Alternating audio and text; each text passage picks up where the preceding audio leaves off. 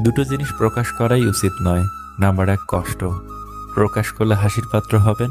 Number 2 ভালোবাসা, প্রকাশ করলে অবহেলার পাত্র হবেন। মারা গেলে অশ্রু ঝরানোর লোক অনেক পাওয়া যায়, বেঁচে থাকতে কষ্টের দিনে পাশে দাঁড়ানোর মতো মানুষ পাওয়াটা সত্যি ভাগ্যের ব্যাপার। নিজেকে এমনভাবে প্রতিষ্ঠিত করব যেন একদিন এটা বলতে পারি, মা তোমার যেটা পছন্দ কিনে নাও, টাকা আমি দেব। কেউ জীবনে এসে মাঝপথে চলে যাওয়ার চাইতে না আসাটাই বোধহয় ভালো। হাসি খুশি থাকা মানুষগুলো কখনো অসুস্থ হয় না, শুধু লোকের নজর লেগে যায়। জীবনে কারো কাছ থেকে কষ্ট পেয়ে থাকলে তাকে কষ্ট দিতে যেও না। দেখবে একদিন সেই মানুষটা তোমার থেকে পাওয়া সুখের মুহূর্তগুলো মনে করে কাঁদবে। কিছু কিছু মানুষ কাছে আসে দূরে যাওয়ার জন্য। আমরা বেশিরভাগ মানুষই ভুলকে ভুল ভেবে কুড়িয়ে নেই, আর সেই ভুলের মাসুল গুনতে হয় সারা জীবন।